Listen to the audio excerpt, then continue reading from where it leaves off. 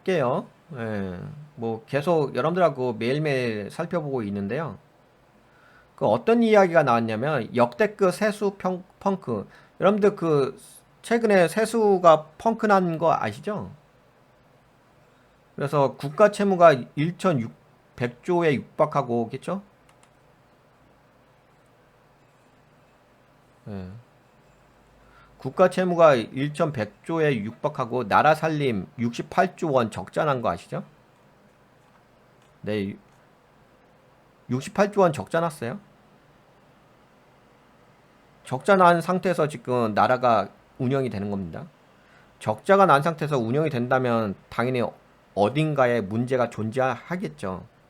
세수가 펑크 난 거잖아요. 나라 살림 적자 난 거잖아요. 그리고 통합재정은 37조 9천억 원 적자고요. 관리 재정 관점으로 본다면 네, 67조 9천억이기 때문에 나라 살림이 68조 원 적자 난 거고요.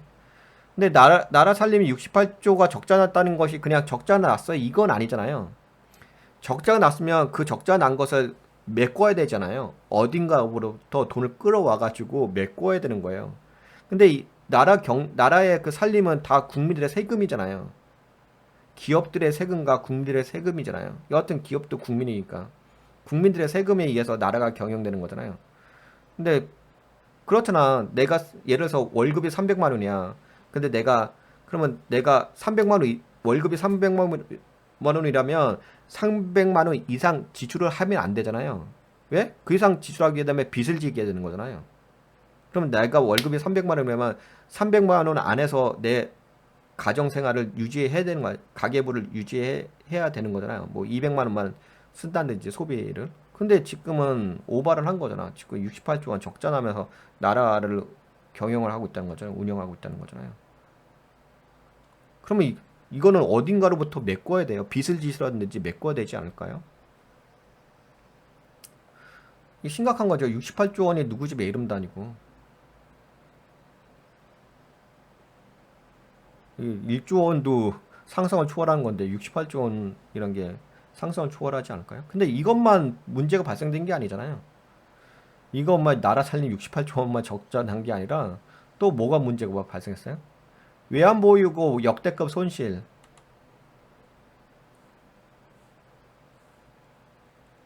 네, 외환보유고 역대급 손실이 일어났다는 거예요. 한국투자공사 KIC는 한국은행으로부터 300억 달러, 기획재정부로부터 871억 달러를 위탁받아 총 1171억 달러를 운영을 했어요. 외환보유액의 4분의 1을 운영했죠. 근데 그 운영한 것에 대한 운영 수익률이 어떻게 됐어요? 투자를 했다는 거잖아요. 근데 14.4%가 마이너스 됐어요. 그래서 그것이 연간 297억 달러, 그리고 하나로 30조 원이 손실 났어요. 손실 났어요, 손실. 운영을 잘해가지고 돈을 불려야 되잖아요. 불려야 되는데 불리지도 못하고, 예, 손실 났어요. 39조 원이 손실 났습니다. 그럼 생각해 보세요. 나라 살림에 68조 원 적자 났지. 그리고 외환보유액에서 39조 원 손실 났지. 그렇죠. 지금은 그러면 요것만 따져봐도 100조 원이 훨씬 넘잖아요. 지금 손실 나고 있는 부분이. 그러면 손실 난 것은 어떻게 해서든 메꿔야 되지 않을까요? 어떤 걸 경우를 통해서? 그럼 안 메꾸면 뭐 빚져야 되는 거 아니겠어? 그래서 빚져야 되는 게 저거잖아. 채권 발행하는 거죠. 나라 살림을 잘했으면 국채를 발행할 필요가 없긴 하겠죠. 그냥 우리가 갖고 있는 돈 갖다가 운영하면 되는 건데 뭔가 채권을 발행하면서 또 돈을 끌어와야 되지 않겠어요? 빚을 져야 되지 않겠어요? 국채 발행 같은 거를 이제 해야 되지 않겠어요? 그 중에 하나가 뭐가 있냐면 여기 보시게 되면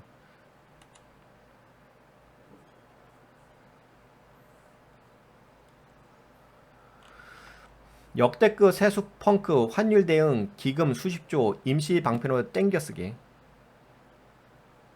세수가 펑크 났잖아요. 세수만 펑크 났나? 외환보고도 펑크 났지? 그럼 그거 어디서 메꿔야 되지 않겠어요? 그럼 어디서 메꾸려고 하는 거냐면은 환율 대응 기금에서. 그러니까 환율 관리하는 거 있잖아요. 외환보유고에서 환율 관리하잖아요. 그걸 통해 가지고. 근데 거기에 있는 것 중에서 뭐가 있냐면 외평기금, 외, 외 외국한 평형 기금을 네, 가져다 쓰기로 했어요. 외환보유고에서 갖다다 쓰는 거야.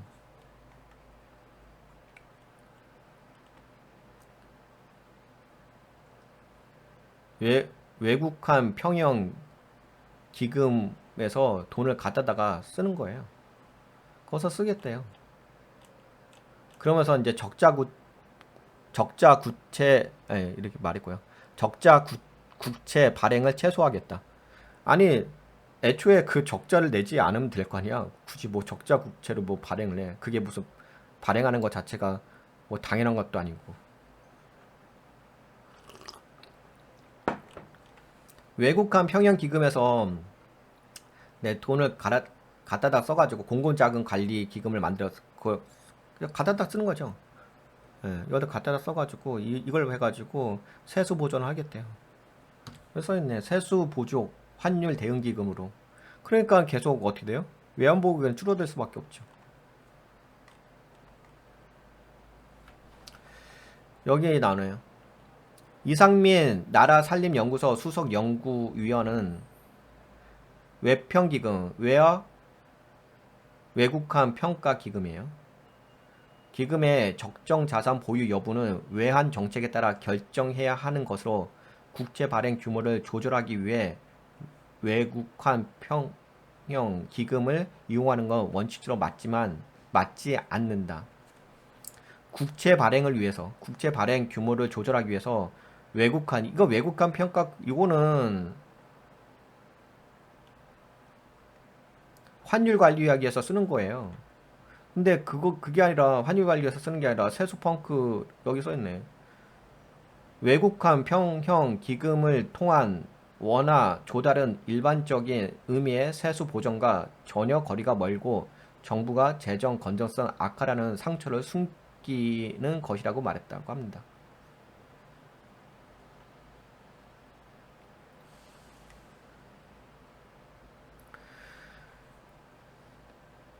이래저래 지금 돈에 대한 문제점이 국가에서 돈을 운영하는 데 있어의 문제점이라기보다는 문제점이죠. 문제점이 아닌 건 아니니까. 세수 부족의 외평기금, 외국한 평형기금을 갖다다 쓰기로 한 거죠.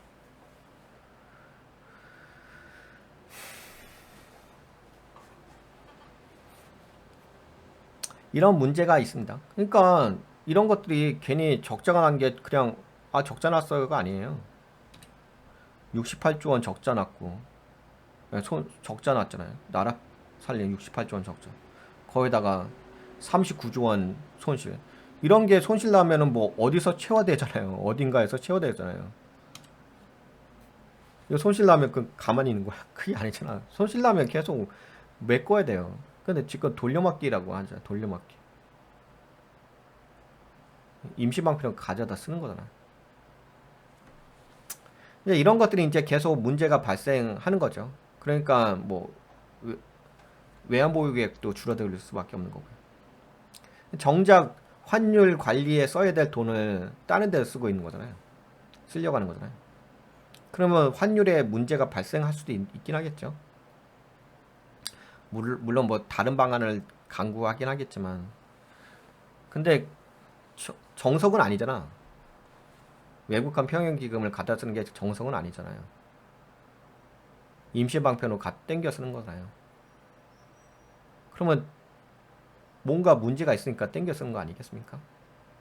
그 문제는 이미 발생한 거고, 나라 살림이 68조 원 적자 났고, 역대급 외환보유고 손실이 발생했고. 그러니까 계속, 근데 여러분들도 아시다시피 어떤 우리나라가 이제 IMF가 터지고 외환위기가 터지고 그 다음에 금융위기 터졌잖아. 2008년도에 리먼브라스 사태를 촉발되면서 그런 모든 것들이 다 외환보유구가 매우 중요하잖아요. 근데 거기 있는 금액을 쓴다.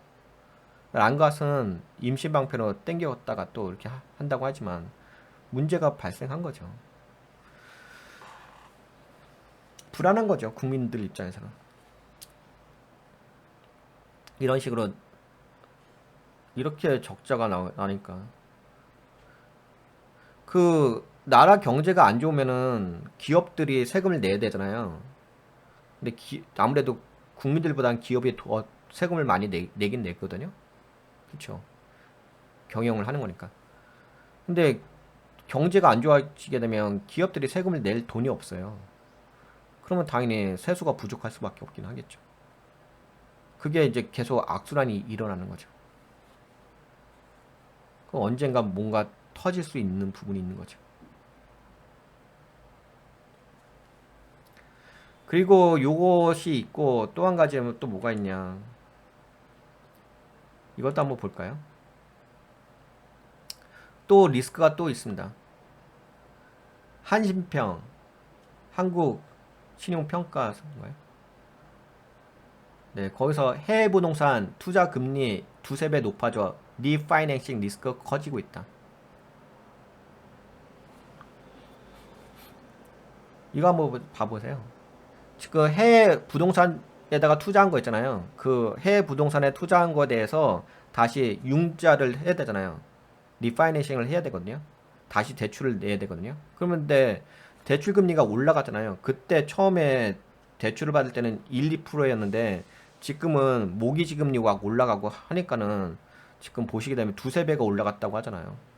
그러면 두세 배라면 최소 못해도 6%대까지 올라간 거죠. 그 대출 금리가 올라가게 되면 당연히 자산 가치가 하락하면서 위험이 빠질 수 있죠. 근데 그것을 증권사, 보험사의 해외 부동산 이런 데서 해외 부동산을 이제 투자해가지고 문제가 발생할 수도 있겠다라는 어떤 우려스러운 기사가 나왔습니다.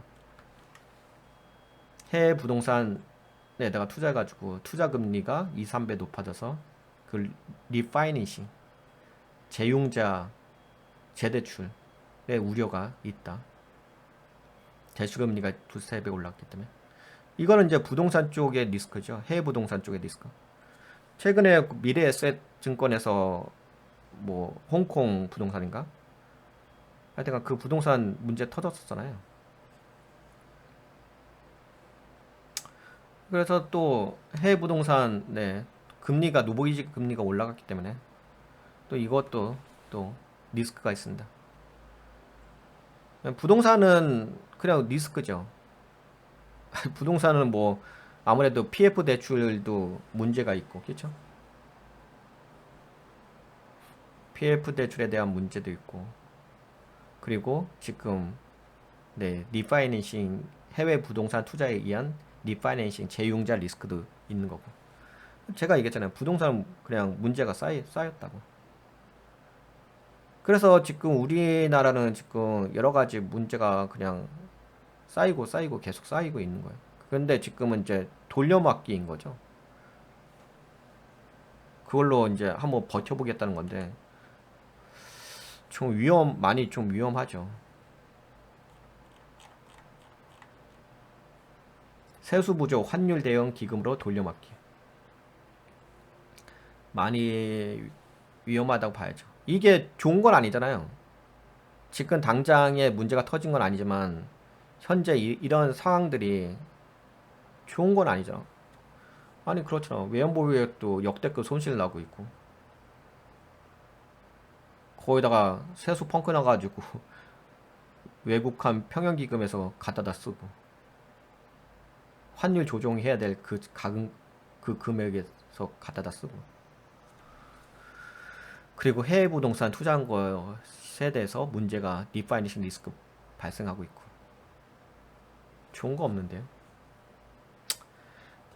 네, 이래저래 안 좋은 이야기들만. 근데 이게 다 안 좋잖아. 이게 다 중요한 영역이잖아. 나라 살림, 외환 보유고. 이거 가장 중요한 거 아니겠어요? 외환 위기라든지 금융 위기에서. 금융 위기는 지금 부동산은 그냥 부동산이 아니에요. 부동산은 금융이야, 금융. 프로젝트 파이낸셜 아시잖아요. 부동산은 금융이라고. 근데 금융 위기가 터졌잖아. 언제 터졌어요? 2008년도에 터졌잖아요. 그래서 환율이 급등해가지고 어떻게 됐죠? 1600원대까지 올라갔잖아요. 그리고 외환위기는 언제 터졌어요? IMF 때 터졌잖아요. 1997년인가 8년인가 그때 터졌잖아요. 그래서 환율이 2000원대까지 거의 올라갔잖아요. 1900 뭐 거의 2000원이라고 봐야죠. 반올림해서. 근데 그런 문제들이 지금 다 발생하고 있는 거잖아요. 부동산은 금융위기라고. 그리고 외환위기는 외환보유고예요.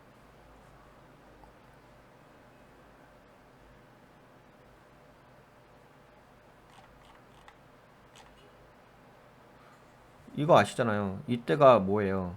이때가 이거는 외환위기라고. 외환위기. 외환위기가 뭐예요? 외환보유고가 적어서 발생된 문제잖아요. 대체할 수 없어서.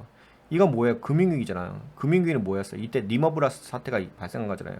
리머브라스 사태가 뭐예요? 부동산이잖아요. 부동산은 금융하고 연결돼 있다고. 우리나라에 지금 가장 취약처인 게 뭐예요? 프로젝트 파이낸싱 아니겠습니까? 근데 지금 이 두 가지가 다 연결돼 있는 거잖아요. 지금 현재 상태가. 외환위기, 외환보유가 줄어들지, 역대급으로 줄어들지, 손실 나고 있지. 거기다 금융위기, 지금 부동산 쪽 문제가 발생하고 있지. 새마을금고도 마찬가지 아니겠어요? 프로젝트 파이낸스 문제 아니겠어요? 근데 그 모든 것들이 이게 두 가지가 다 합쳐져 있는 거예요. 이 구간에서. 근데 그것을 어떻게 하고 있다? 그걸 지금 이렇게 하고 있다고 하잖아. 그 문제가 아직은 터지지 않았지만 뭐 한다고요? 돌려막기 한다고 하잖아.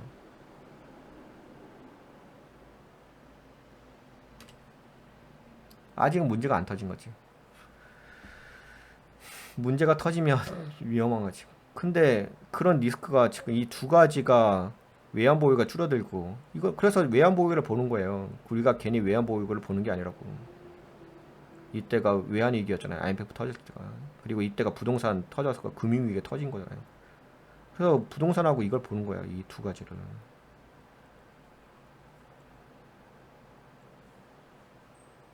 그냥 이걸 괜히 대충 보는 게 아니잖아요.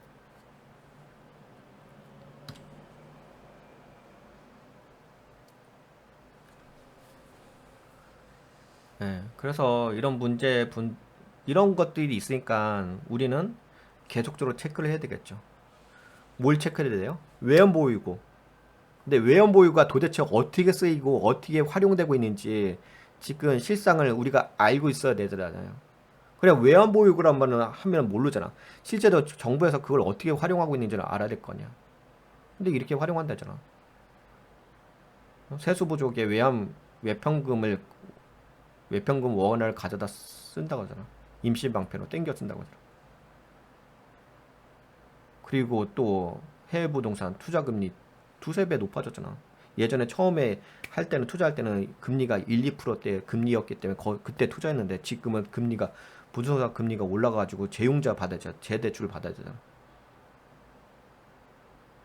근데 여러분들 아시다시피 모기지 금리가 7%대까지 올라갔는데 당연히 두세 배가 뭐야? 거의 4배 정도일 것 같은데. 하여튼 그냥 편하게 두세 배 올라간 거잖아. 그럼 당연히 부동산 위기 있는 거고. 최근에 미래에셋 증권 관련된 소식도 있었고 문제도 있었고. 그래서 두 가지가 지금 도사리고 있는 거예요. 그래서 계속 체크해야 돼요. 체크하면서 도대체 이게 어떻게 되고 있는지를 봐야 돼요. 그리고 뭐 이것도 하나 보여드릴까요? 마지막으로 이거 하나만 보여드릴까? 이걸 보면은 아직까지는 크게 문제가 발생되고 있지 않는데 그래도 한번 참고는 해보세요. 요게 뭐냐면은 CDS라고 여러분들 아시죠? 신용평가 부도스와프라고 해가지고 해외 신용도라고 이야기도 하죠.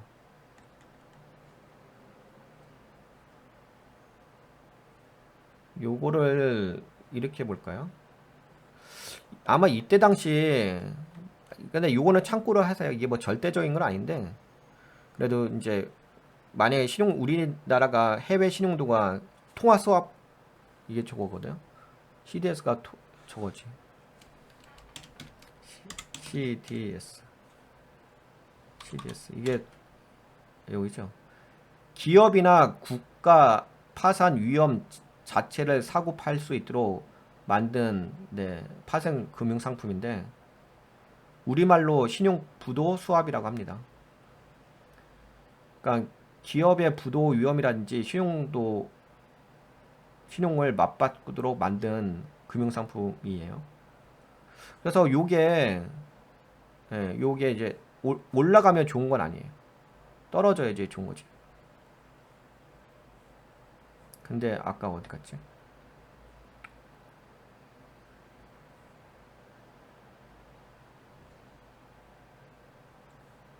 근데 이게 지금은 괜찮아요.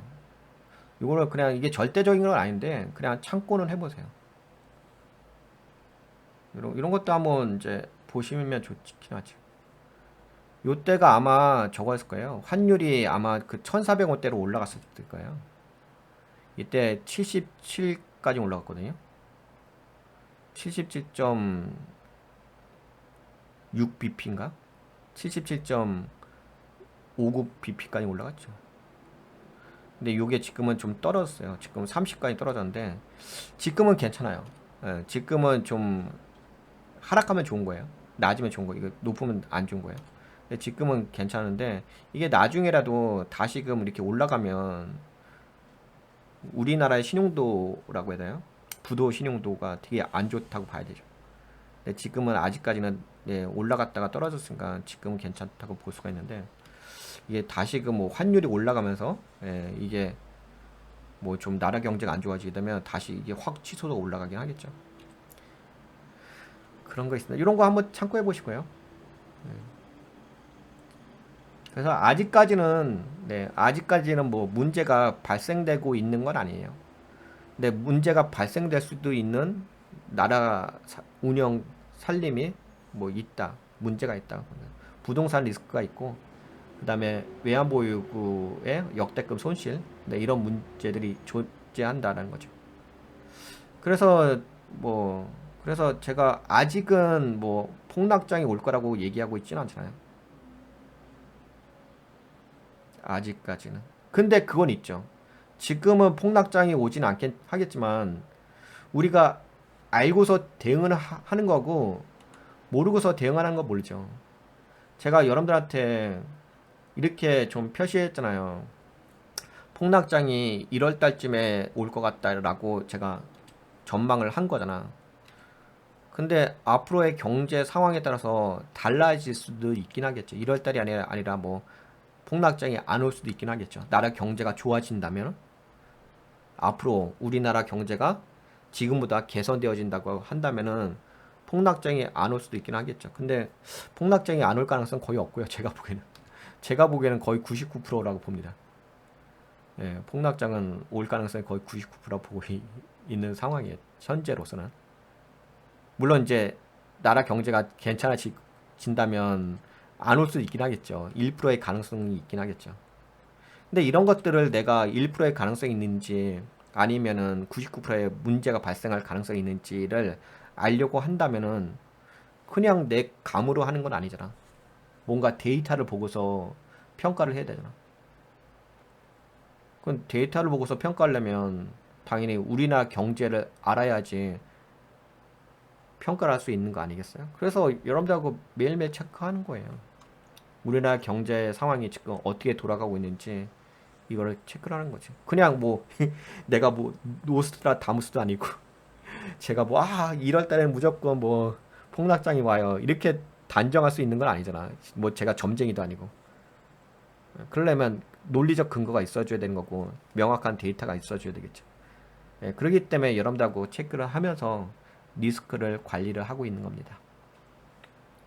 네, 그런 관점으로 네, 이해하시면 될 것 같고요. 그러면 요거는 여기까지는 볼까요? 뭐 한국 경제는 글로벌 경제는 유가가 최근에 91달러까지 돌파했다는 거. 유가 관련된 전망에 대해서는 그 자료 올려드렸죠. 그리고 뭐 로이터 통신에서는 국제 유가가 연중 최고치 경신할 거다. 그래서 연내 뭐 100달러 돌파할 예정이라는데 이거 모르겠어요.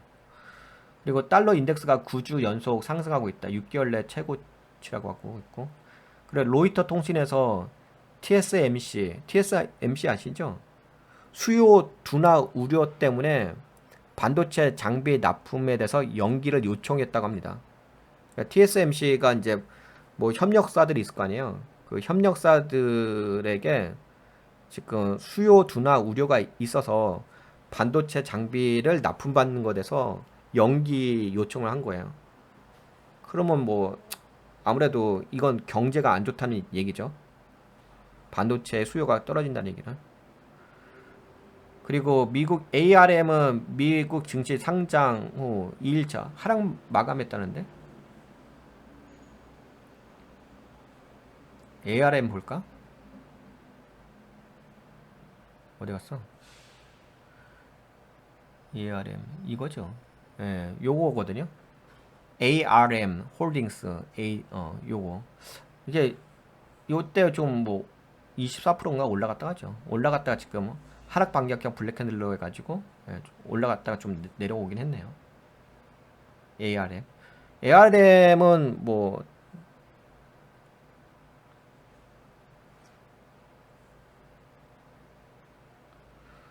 그 다음에 모가스탠리 테슬라 모가스탠리에서 슈퍼컴 도조로 시장 가치 상승할 전망이다 이렇게 보고 있는데, 그래서 테슬라 쪽은